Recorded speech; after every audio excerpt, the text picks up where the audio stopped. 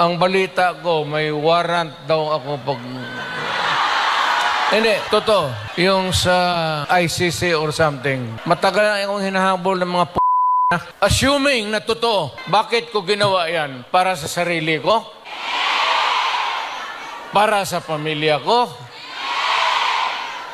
Para sa inyo at ang inyong mga anak sa ating bayan. Kaya ako man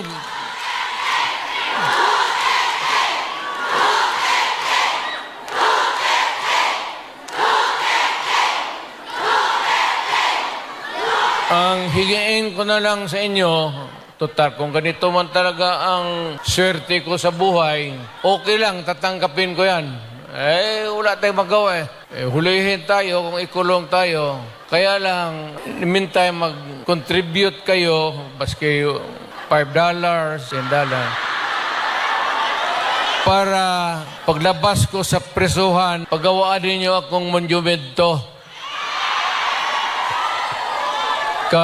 katabi ni Rizal. Si Rizal may hawak na libro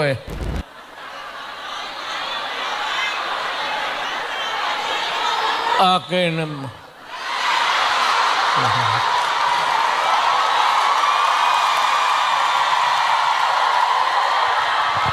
Kaya bakit? Tumahimik ba ang bayan natin? Pilipinos, hold up dito, hold up.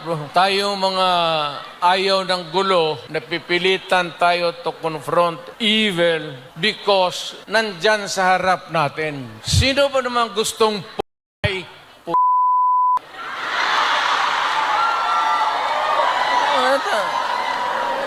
Why would I waste my time